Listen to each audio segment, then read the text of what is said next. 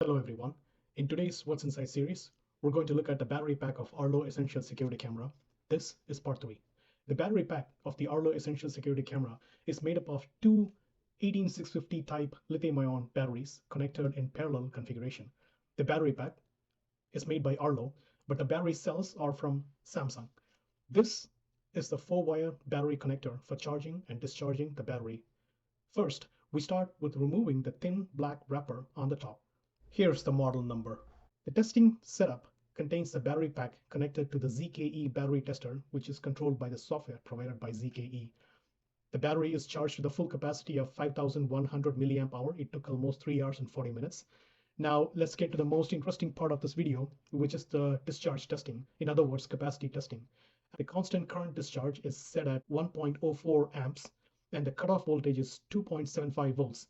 At this current load, this test will take about 5 hours to complete.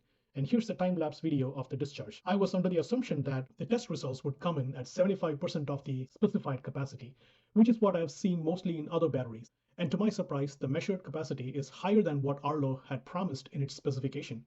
In the battery label, Arlo says the minimum capacity of this battery pack is 5100 milliamp hour, but the measured capacity at 22C indoor test condition is 5178 milliamp hour. I did not expect this at all. I'm starting to have huge respect for Arlo.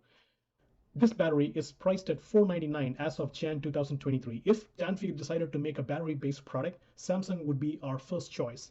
A short disclaimer, this ends the What's Inside series for Arlo Essential Security Cameras. See you next week with a new product. Thank you.